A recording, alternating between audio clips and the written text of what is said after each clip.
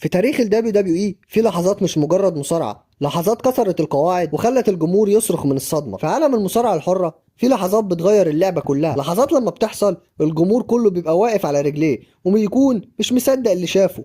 النهاردة في راس الإسلام هنرجع بالزمن ونشوف أعنف 5 لحظات في تاريخ ال WWE.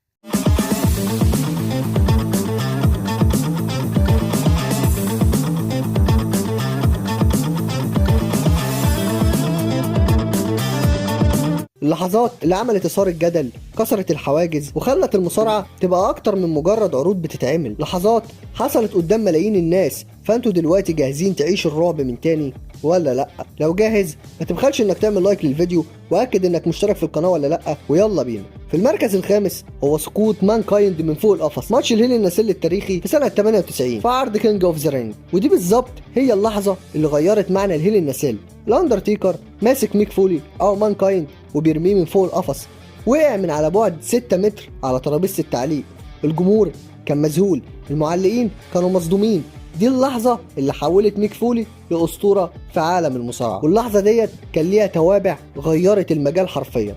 أول حاجة اتصنعت أسطورة اسمها ميك فولي. بعد الماتش ده ميك فولي اتحول من مجرد مصارع متهور لأسطورة حقيقية. الناس بقت تحترمه جدا لأنه ضحى بجسمه في سبيل المتعة. حتى فينس ماكمان بنفسه خرج له بعد الماتش وقال له شكرا إنك ضحيت بنفسك بالشكل ده. وكمان اللحظة ديت غيرت مفهوم الهيل الناسيل. قبل اللحظة ديت الماتش كان مجرد قفص كبير وبس، لكن بعد اللحظة ديت بقى رمز للعنف والخطر الحقيقي.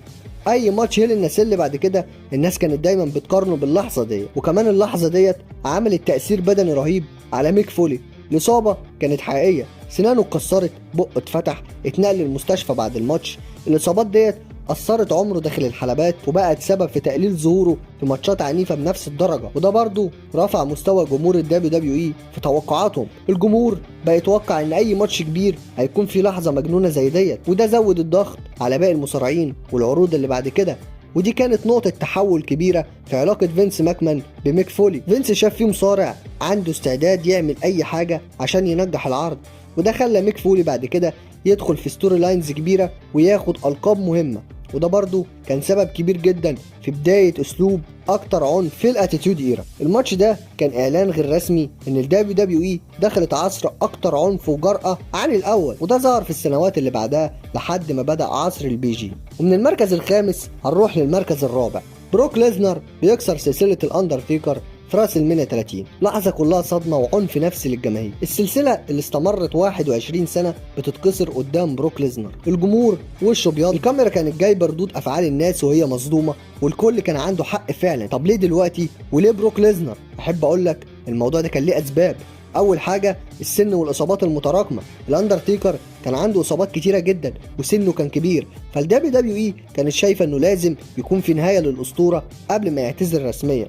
تاني سبب هو بناء بروك ليزنر انه يكون وحش حقيقي زي زمان، عشان يكون تمهيد قوي انه هيسيطر على الشركه ويشيل لقب عالم. بروك وقتها كان راجع جديد من 2 سنين بس، وكان محتاج حاجه ضخمه جدا عشان يبقى اسطوره في الشركه.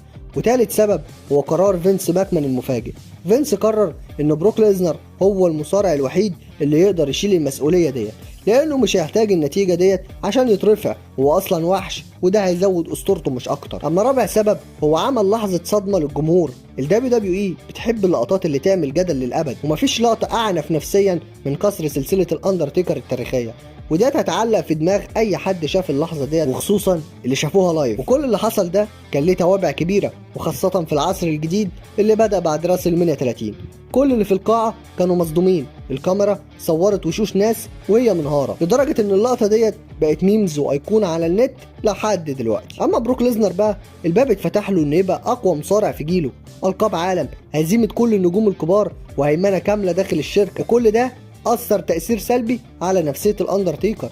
بعد الماتش ده اتنقل للمستشفى بسبب ارتجاج في المخ، ودي كانت بداية النهاية على تقديم ماتشات راس المنيا بنفس المستوى. وده برضو فتح الطريق لواحد زي رومان رينز والجيل الجديد. بعد بروك ليزنر الدبليو دبليو اي بدأت تحضر رومان رينز عشان يكون واجهة الشركة، والماتش ده كان أول إشارة إن الجيل الجديد لازم يستلم الشعلة. وما وقفناش لحد هنا، لأ، ده عمل جدل كبير لسنين طويلة. لحد النهاردة الناس بتتكلم وبتسأل نفسها هل فعلا كان لازم سلسلة الأندرتيكر تتكسر؟ وهل ليزنر كان الاختيار الصح ولا لأ؟ وده في حد ذاته بيحافظ على الماتش في ذاكرة الناس، وبرضه ده غير صورة راسل مانيا.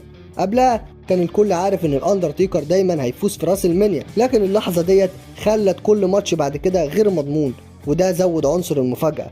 ومن الاخر اللحظة ديت مش هتطلع من دماغ كل واحد شافها بنفسه، ومن تيكر هنروح لستون كولد. في المركز الثالث ستون كولد ضد فينس ماكمان وتفجير مكتبه في عرض الرو سنة 99. العداوة ديت كانت كلها عنف وإبداع مش طبيعي. ستون كولد بيفجر مكتب ماكمان بونشات حقيقية، وأسباب اللحظة ديت أول حاجة تصعيد العداوة الأشهر في تاريخ الدبليو دبليو اي.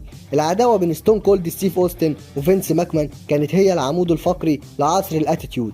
كل أسبوع كان لازم يطلعوا بحاجة مجنونة، وكل ده كان بيثبت شخصية ستون كولد كرمز للتمرد. كان أي لقطة فيها تمرد أو انقلاب على السلطة كانت بتزود شعبية أوستن وسط الجمهور بشكل رهيب، وده برضه كان بيرفع نسب المشاهدة لعرض الرو في الوقت ده.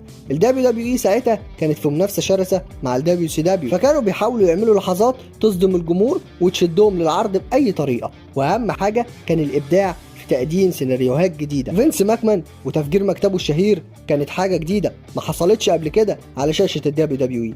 ومن لحظه زي ديت هنروح لراندي اورتن وهو بيهاجم تريبل اتش وستيفاني ماكمان في سنه 2009. راندي اورتن في عز عداوته مع تريبل اتش بيمسكه ويكلبشه ويمسك ستيفاني ماكمان ويدمرها قدام تريبل اتش، وبصراحه دي كانت لحظه من لحظات قمه الشر في شخصيه اورتن الهيل الجباره في سنه 2009. وبعد اللي حصل ده سألنا نفسنا سؤال، هو ليه اورتن عمل كده؟ بص يا سيدي، اول سبب هو اعادة تقديم شخصية راندي اورتن كتوب هيل في الشركة. في بداية سنة 2009 الدبليو دبليو اي كانت عايزة تعمل من اورتن توب هيل يسيطر على كل حاجة في الشركة، والهجوم على عيلة ماكمان كان هو الطريق الأسرع. وتاني سبب هو عداوته الشخصية مع تريبل اتش. القصة كانت مبنية على غيرة قديمة من أيام الإيفولوشن وكراهية اورتن لهيمنة تريبل اتش وعيلته على الشركة كلها. وتالت سبب هو تسخين الطريق لراس المنيا 25. الدبليو دبليو اي كانت محتاجة مين ايفنت قوي في عرض راس المنيا، فخلت اورتن يهين ستيفاني قدام تريبل اتش عشان العداوة تبقى شخصية جدا. اما رابع سبب هو ابراز شخصية الفايبر. اورتن وقتها كان بيشتغل على شخصية الفايبر بشكل كبير جدا، والهجوم ده كان تتويج للشخصية دي، واللي حصل ده أثر بشكل كبير جدا على العصر ده وعلى راندي اورتن ومستقبله. راندي اورتن بقى اخطر هيل في الشركه بعد تدميره واهانته لستيفاني ماكمان واللي عمله في تريبل اتش. راندي بقى العدو رقم 1 للجماهير ولتريبل اتش، اما تريبل اتش بقى صاحب حق بسبب الاهانه اللي مراته تعرضت لها. اللقطه ديت خلت الناس تتحمس جدا للماتش في راس المنيا، بقت في قصه شخصيه حقيقيه، الانتقام للكرامه والعيله، وكل ده زود شعبيه عصر البي جي في بدايته. وعلى الرغم ان العرض كان في عصر البي جي فالمشهد ده كان عنيف جدا مقارنة بباقي اللي كان بيتقدم وقتها، فده عمل جدل كبير ورفع المشاهدات بشكل مش طبيعي، وده خلى راندي اورتن مين ايفنتر بشكل دائم. بعد القصه ديت اورتن بقى ثابت في كل الاحداث الرئيسيه لسنين، خد القاب عالم وبقى ركيزه اساسيه في الشركه، وبرضه اللحظه ديت كانت لحظه ايقونيه للعداوه ديت. اللقطه ديت لحد النهارده بتتعرض في فيديوهات الدبليو دبليو اي، كل ما بيتكلموا عن تاريخ راندي اورتن او تريبل اتش بتلاقي اللقطه ديت، وكل ده عمل اضافه كبيره لشخصيات الدبليو دبليو اي. الناس شافت قد ايه القصه ممكن تبقى شخصيه مش بس على لقب، وده خلى باقي العداوات بعد كده تتاثر باسلوبها. ومن الفايبر للبيست. في المركز الاول عوده الوحش بروك ليزنر وتدميره لجون سينا في سنه 2012. بعد غياب 8 سنين بروك ليزنر بيرجع ويعمل F5 على جون سينا ويكسره نصين قدام الكاميرا، وده كان اعلان حرب على الدبليو دبليو اي بالكامل. طب ليه العوده ديت كانت لحظه تاريخيه واتحطت في المركز الاول كده؟ اول سبب هو عوده نجم ضخم كان غايب من 2004. بروك وقتها كان بطل يو اف سي سابق راجع ومعاه هيبه مختلفه خالص عن باقي مصارعين الدبليو دبليو اي، فكان لازم رجعته تكون عنيفه جدا. وتاني سبب هو اعاده هيكله مشهد المين ايفنت. الدبليو دبليو اي كانت داخله على حقبه جديده بعد اعتزال نجوم كبار في الشركه زي ايدج وشون مايكلز، فالشركه كانت محتاجه وحش حقيقي يعيد الرهبه للجمهور. وتالت سبب هو انقاذ جون سينا من التشبع والتكرار. سينا كان في عز نجاحه لكنه كان اتشبع عند الجمهور خلاص وكان كل سيناريوهاته متكرره، فبروك ليزنر كان هو الحل المثالي لمواجهته وبناء صراع جديد عليه. ورابع سبب هو بناء صوره بروك ليزنر زي الوحش المتجسد.